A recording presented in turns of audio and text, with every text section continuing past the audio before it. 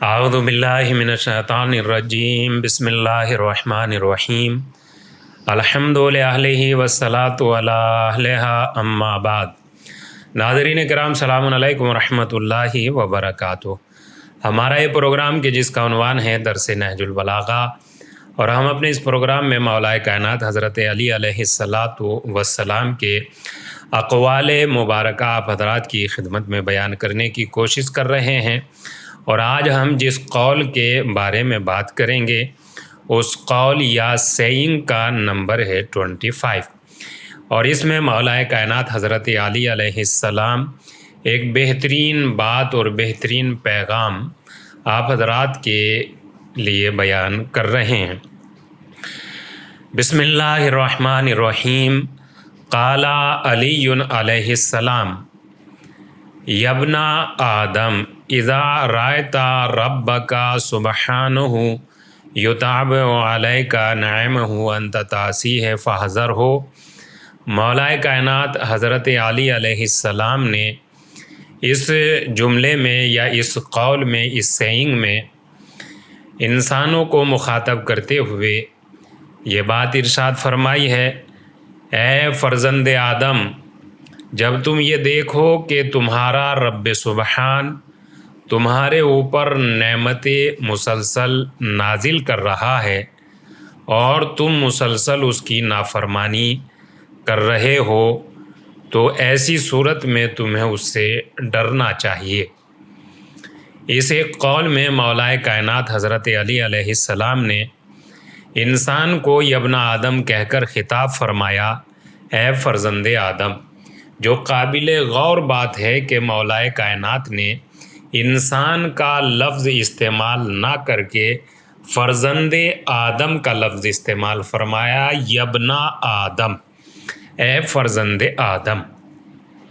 उसके बाद आपने ये इरशाद फरमाया कि जब तुम ये देखो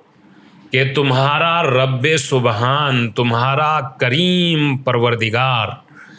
तुम्हारे ऊपर मुसलसल नेमतें नाजिल फरमा रहा है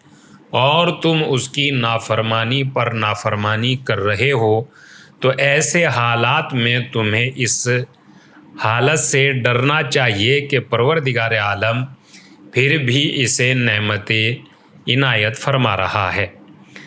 परवरदिगार आलम की जो सिफ़त इस कौल में बयान फरमाई गई है वो है रब्ब सुबहान। देखिए, ये वो लफ्ज़ है कि जो बार बार आप हज़रात की समाअत से गुज़रता रहता है और आप हज़रात इस लफ्ज़ को बहुत ज़्यादा सुनते रहते हैं कि हमारा परवरदिगार सुबहान है, वो रब के जिसकी हम इबादत करते हैं, या वो रब जो हमें पालता है, या वो रब जो हमें नेमतें इनायत फरमाता है। उसकी यूँ तो बहुत से औसाफ़ हैं, लेकिन उन तमाम औसाफ़ में एक बेहतरीन सिफ़त है उसका सुबहान होना। सुबहान का मतलब ये होता है कि वो हर कमाल का मरकज़ है और कोई कमी, कोई नक्स व ऐब उसकी ज़ात में नहीं पाया जाता। और चूँकि वो सुबहान है और वो अपने बंदों पर मेहरबान और करीम है, इसीलिए परवरदिगार आलम की ये सिफ़त इस कौल में बयान फरमाई गई है। उसके बाद अगर हम ये देखें कि हमारे मालिक के साथ जो राबता है, उस राबते का नाम है बंदगी। हम उसके बंदे हैं, वो हमारा मालिक है। हम पाली जाने वाली मखलूक है, वो हम सब का पालने वाला और हम पर मेहरबान करने वाला है। तो उसके और हमारे दरमियान जो राबता पाया जाता है, उस राबते का नाम है अब्दो माबूद, बंदगी का राबता। और ये राबता जो किसी भी बड़े के साथ छोटे का होता है, इस राबते में ये देखा जाता है कि छोटा अपने बड़े को फरमाबरदारी के ज़रिए से खुश कर सकता है और नाफरमानी के ज़रिए से उसे नाराज़ कर देता है। यही उसूल और यही तरीक़ा हुआ करता है। लेकिन इस कौल में अगर आप देखें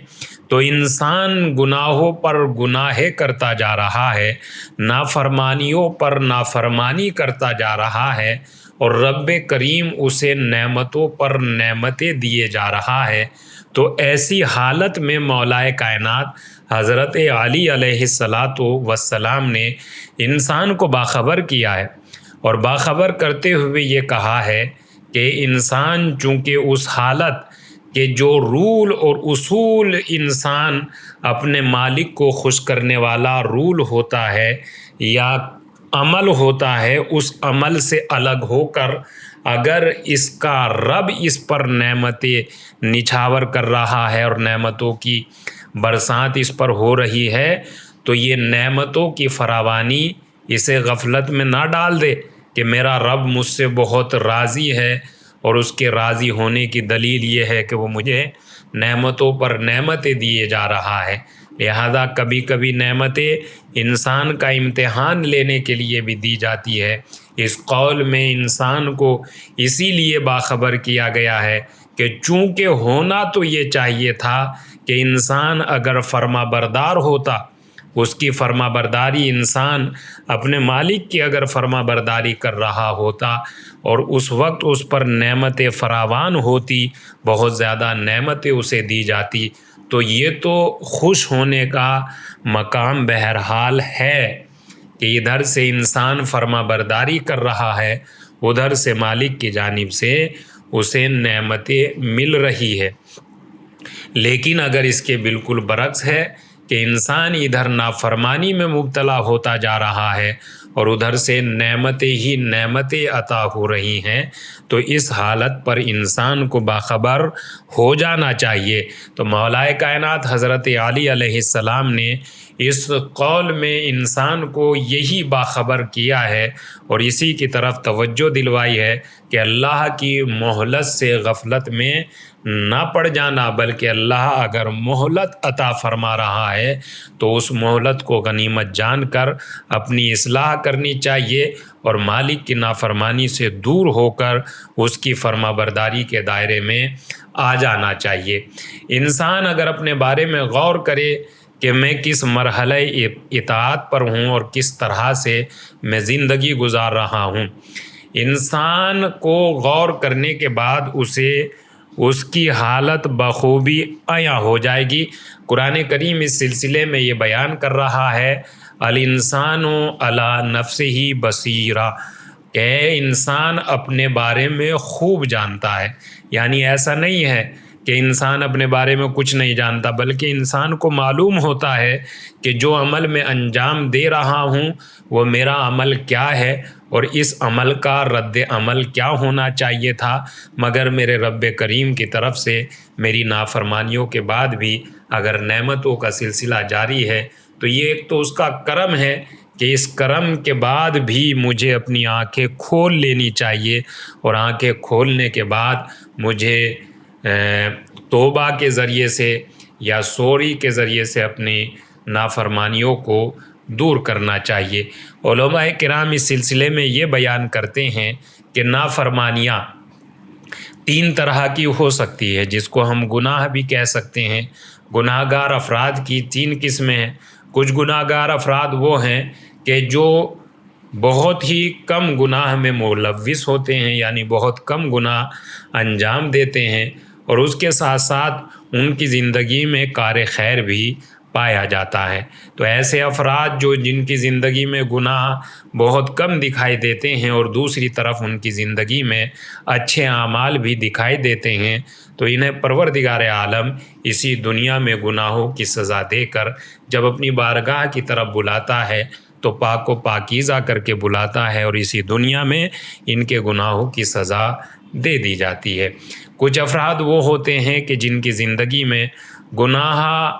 ٹھیک ٹھاک ہوتے ہیں۔ وہ افراد وہ ہیں کہ اگر وہ بغیر توبہ کے اس دنیا سے چلے جاتے ہیں تو وہ آخرت میں سزائے الہی یا عذاب الہی کے مستحق قرار پاتے ہیں، اور وہ عذاب الہی کے ذریعے سے پھر اپنے گناہوں کی سزا پانے کے بعد مالک کی بارگاہ میں سرخ رو ہوتے ہیں۔ اور کچھ افراد وہ ہے کہ جو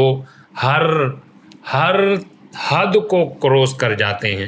ہر طرح کی بندش کو پار کر جاتے ہیں۔ ایسے افراد وہ ہیں کہ جنہیں پروردگار عالم اسی دنیا میں عذاب اور اس دنیا کے بعد دوسری دنیا میں بھی عذاب میں مبتلا کر دیتا ہے، اور یہاں بھی اس دنیا میں بھی انہیں تدریجی عذاب میں مبتلا کر دیا جاتا ہے۔ تو بہرحال انسان کو اپنے کارناموں پر غور کرتے ہوئے مالک کی اطاعت کرنی چاہیے، وہ رب کریم کے جس نے ہمیں شروع سے آخر تک بے پناہ نعمت عنایت فرمائی ہے، اور یہ اس کی کرم اور اس کے مہربانیوں کا نتیجہ تھا کہ کچھ بھی نہ ہونے کے بعد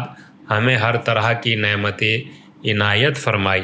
تو رب کریم کا بہرحال انسان کو شکر گزار ہونا چاہیے، اس کا اطاعت گزار ہونا چاہیے۔ اگر یہ حالت اور یہ کنڈیشن انسان میں پیدا ہو رہی ہے کہ انسان ایسے کریم رب کی نافرمانی کر رہا ہے کہ جس نے انسان کو بے پناہ نعمت عطا فرمائی، تو اس کریم رب کی نافرمانی انسان کو نہیں کرنی چاہیے، بلکہ اس کی فرما برداری اور اس کی بارگاہ میں اطاعت کے لیے ہمہ وقت تیار رہنا چاہیے۔ تو مولا کائنات حضرت علی علیہ السلام نے اس کلمے میں انسان کو باخبر کیا ہے کہ انسان کو اپنی اس نافرمانی کی عادت کو ختم کر کے فرما برداری کی عادت میں ہونا چاہیے اور اپنے مالک کا شکر گزار بندہ بنے رہنا چاہیے۔ رب کریم کی بارگاہ میں دعا کرتے ہیں، مالک تجھے واسطہ محمد و آل محمد کا ہماری اطاعت و عبادت کو اپنی بارگاہ میں قبول و مقبول فرما۔ وآخر الدعوانا الحمد للہ رب العالمین۔